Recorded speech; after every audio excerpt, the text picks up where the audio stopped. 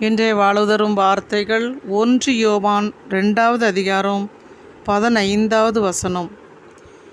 உலகில் மீதும் அதிலுள்ளது மீதும் அன்பு செலுத்தாதீர்கள்.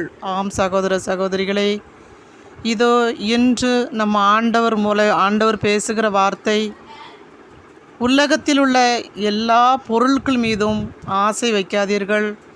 உலகத்தை நாடி அதிகமாக அண்டி வாழாதீர்கள். உலகத்தில் மீது அன்பு செலுத்தாதீர்கள் என்று நம்மளுக்கு இந்த வாக்கு கொடுக்கிறார்.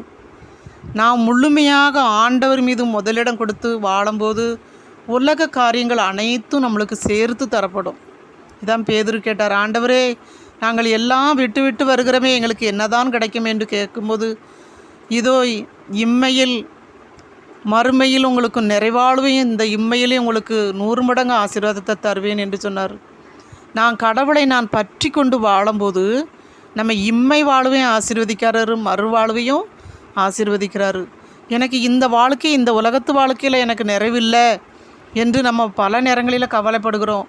அதை நம்ம பற்றி கொள்ளாமல் வாழும்போது அது நம்மளை தேடி வரும். ஆண்டவரை சிக்கனை பிடித்து கொள்கிற மக்களுக்கு இவ்வுலகத்து வாழ்க்கையும் தேடி வரும். நான் இவ்வுலகத்து செல்வத்தையும் நாடி அதிகமாக கவலைப்பட்டு கொண்டே இருந்தால் இந்த உலகத்து அந்த செல்வத்தையும் இழந்துடுறோம்.